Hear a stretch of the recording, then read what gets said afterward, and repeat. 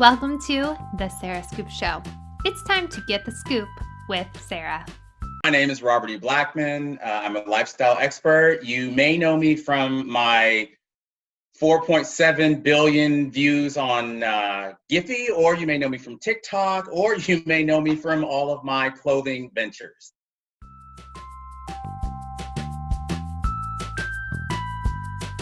I was probably like one of the last people on social media. And I know it sounds kind of funny because I'm everywhere, but I really just was not one of those people who grasped the concept of like getting on the computer to talk to people, because I've always been one of those people, if I want to talk to you, I'll call you on the phone. And so it was really sort of hard for me to grasp. But I think because I am from film and TV, once I connected the dots in terms of how more people could see you in a shorter period of time, once I connected those dots, it really became a no-brainer in that regard. So yeah, so that part was interesting. It still was difficult for me to. I hate the word niche, but it took me a very long time to figure out what part of myself people would be interested in seeing. And what I mean by that is because I go sort of under the umbrella of lifestyle expert, food, fashion, DIY, travel, and fitness. So there's a lot for people to take away.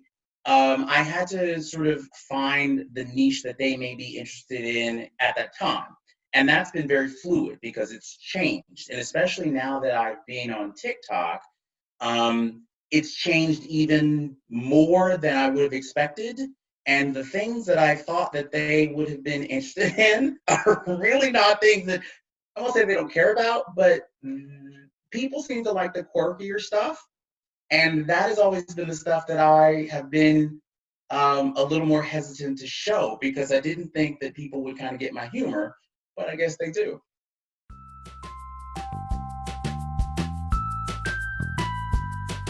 Again, being late to the party about most things, my agent tried to get me on this app like a year ago, and I was having none of it. Like, I was like, I don't get it. They won't get me. I don't understand. These are young teenagers. We have nothing in common.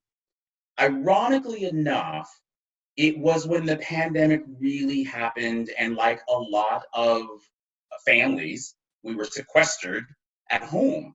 And what a lot of people outside of TikTok don't know is that my mom contracted COVID-19 very early on, and she's in a different state, and I couldn't be with her.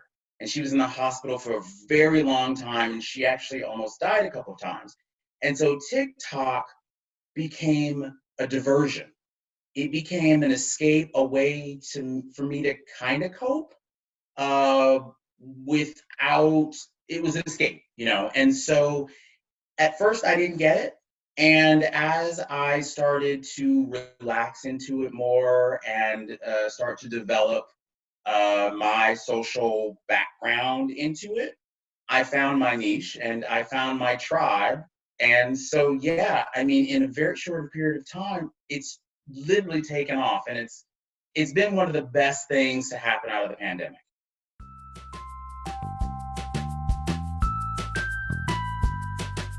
When this whole thing started transpiring about whether or not it would or wouldn't be banned, I don't know that I necessarily had the same knee-jerk reaction as a lot of creators on the app.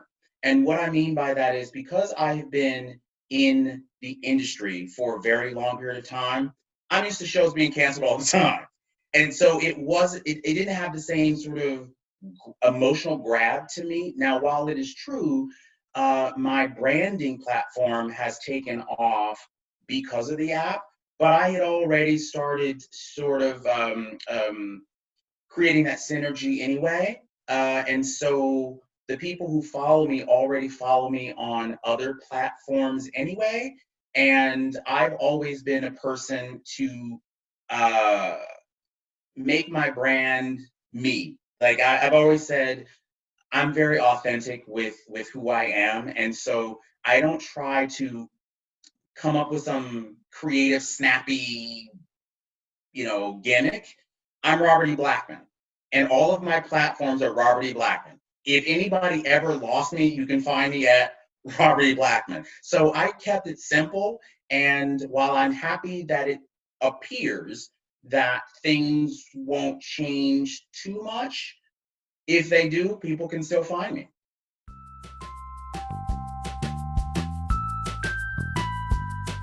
TikTok is really, I think, an anomaly. And why I say that, I was on Vine for a hot minute.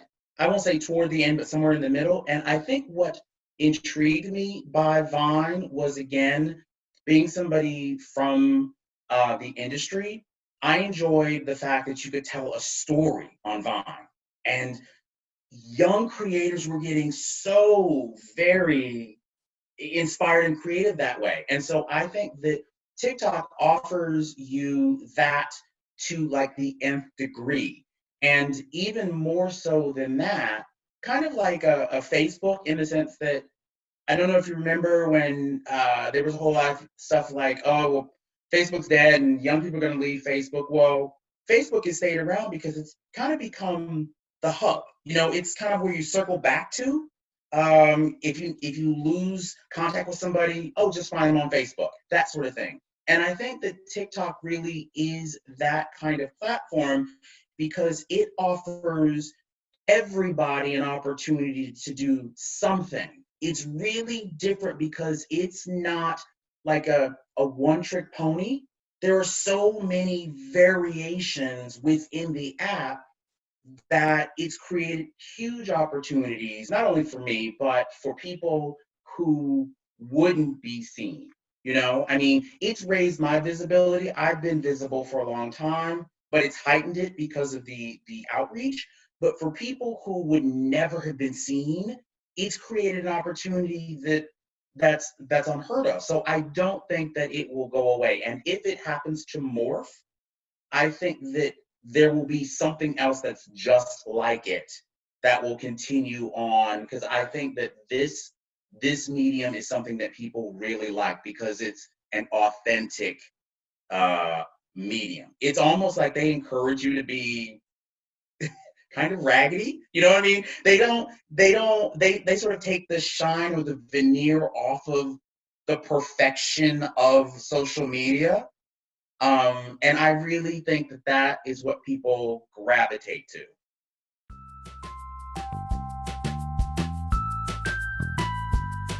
Great question because I always go back to be yourself. And I know how cliche that sounds, but I learned it the hard way in that trying to find my niche on TikTok, I finally discovered that the thing that makes me unique is that I do things that other people don't do. Case in point, Church Mother. The character has really taken my page to a completely different level that I would have never expected because there's nobody like the character. So what I tell other influencers or people who want to be influencers, find that thing about yourself that makes you unique.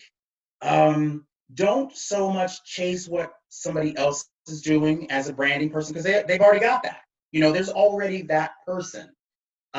So find whatever that is and use that thing. There are so many people. There's one, I can't think of this person's name off the top of my head, but she's extremely funny. She's a comedian, and she always has this crazy messed up hair. Like it's just awful. Like, when you wake up. And she literally does TikToks like that. Well, most people who wake up in the morning probably look exactly like her in the morning. And I think that that is what her appeal is to people because she's not trying to sell you perfection. So it's easier to get your message across that way.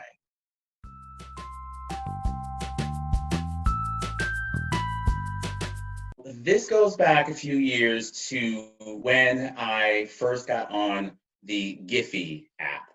And again, wanted no parts of it. And my agent Amanda was like, "You've got to do this." And I was like, "I don't get it. Why? Why?" It just, and so one day Amanda brought over her camera and she's like, we're just gonna riff. We're gonna do some stuff spontaneously. And I had some wigs and some stuff, and I started doing characters. And I put this one wig on, and literally, Church Mother literally sort of was born in front of the camera. And so Church Mother is actually, she's a compilation of every strong woman who was in my life as a kid. She's very much a lot of my mom, and I didn't really realize that for a very long time, but she's very much a lot of my mom. She's my aunt. She's like grade school teachers. She's every person who loved me and made sure that I was a good boy and tried to instill like just positive stuff. But she's got a little bit of sass in her. She's not afraid to speak her mind. She doesn't really care what other people thinks about her, but she's always sort of sending a positive message. It's a veiled message. She's not preachy, but she sends a message of positivity to people, and oftentimes they don't even realize it. So that's really where she came from.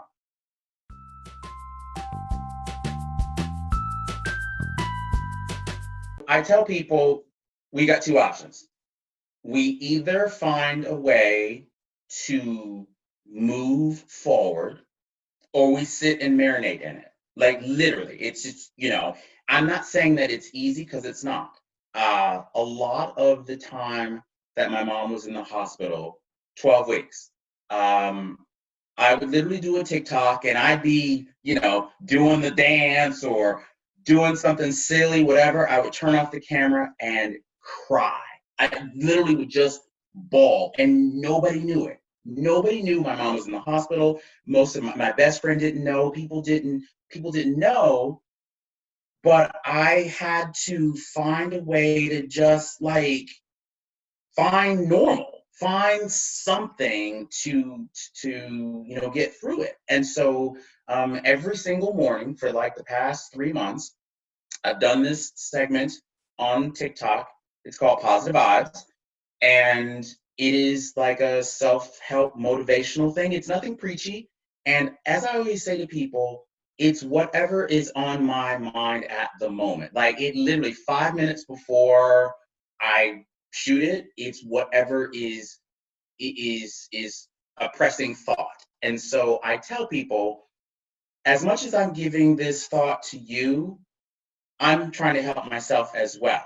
I don't tell people anything that I don't believe myself. Like it is all authentic. And the gift in this, surprisingly, has been the feedback that I get from people.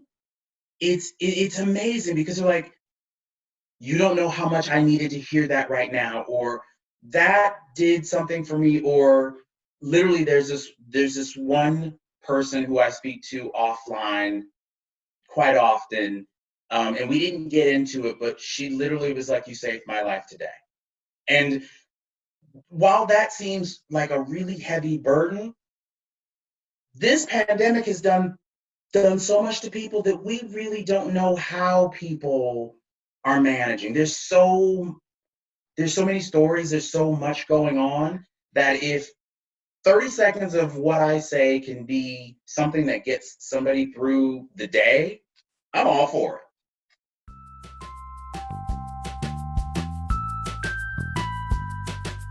Without trying to sound all Deepak Chopra or Oprah or anything, I'm really not trying to make people feel a certain way. I'm not trying to get people to do anything. I want people to have fun. And I guess the one takeaway is, especially with my experience again with my mom, we never know when it's our time. Like we don't know. And I think that we as human beings waste so much time. We waste so much time complaining about what we don't have, about what we, you know, I don't have the right job. I don't have the right car. I don't have like everything that we don't have, that we lose sight of what we have. And so I try to just make people remember it could be worse. There is somebody who currently has it worse. So that is really, I suppose, if there's a message in it, I just try to remind people to be grateful and to live in that gratitude.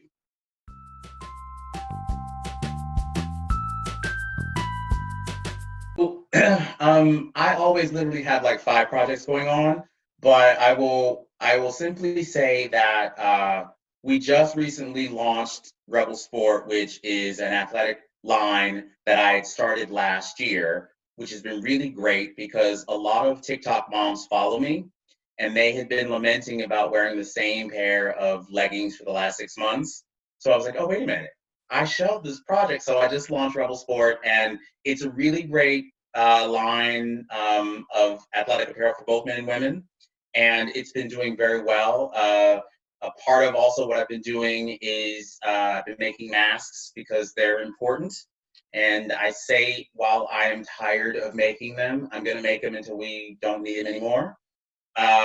There is a book that hopefully will be out in November about my mom's story, which I've been working on.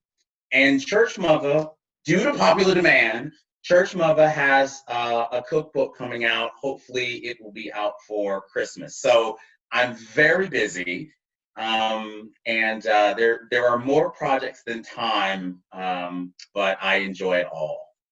Thank you for watching The Sarah Scoop Show. Head to sarahscoop.com for more.